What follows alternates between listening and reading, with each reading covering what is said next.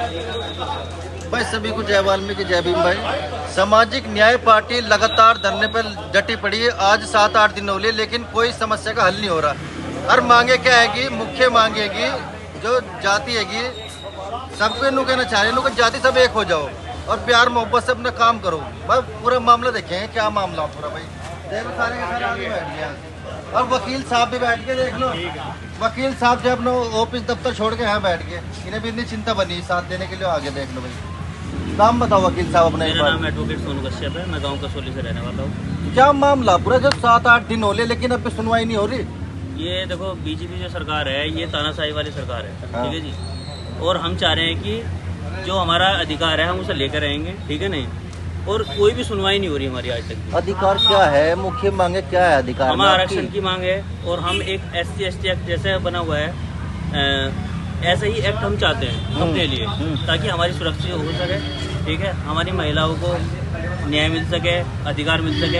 हम भी DM, advocate, SSP साहब और बड़े बड़े उस ओहदे पे जा सके, ये चीज़ मांगे। जैसे आप 7-8 दिन से लगातार धरना पर बैठे हो, कोई आपको लगता है कोई अधिकारी आया आपको या आपकी सुनवाई हो सकती है, इसमें क्या कारण हो रहा है फिर इसमें?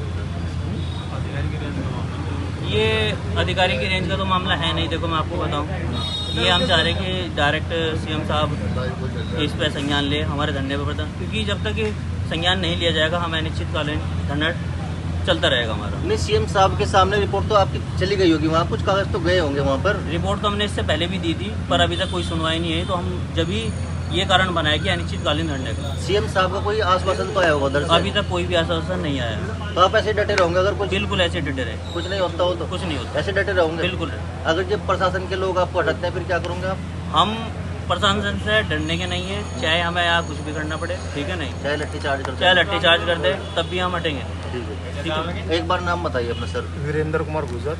सर आप भी ऐसे डटे रहोगे? हाँ बिल्कुल। क्या लगता है आपको आपकी मांगे पूरी हो जाएंगी?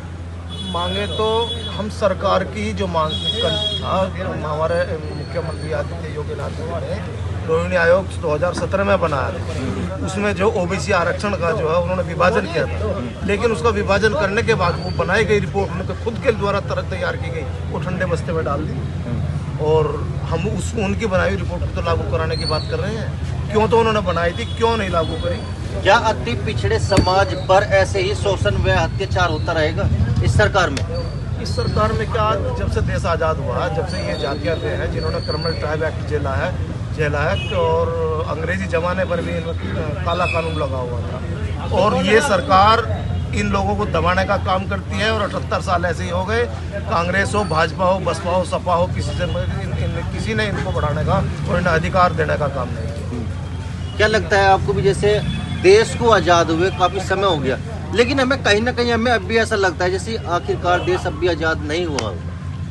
आज़ाद है ही नहीं, कुछ जातियाँ तो अभी गुलामी जैसा जीवन जी रहे हैं। ये जो हमारी जातियाँ हैं, पाल, प्रजापति, कश्यप, दीवार, कुमार, बेंदी, इन लोगों का इनका हालत देखो जाकर के। ये छोटे छोटे घरों में बेचारे 20-20 आदमी पड़े हैं और उनका अगर 4 दिन इनका कहीं रोजगार ना लगे तो इनका रोजी रोटी के भी लाले पड़ जाते हैं। तो ये गुलामी का जीवन तो है। ये शोषण अत्याचार आदमी कब तक के झेलता रहेगा?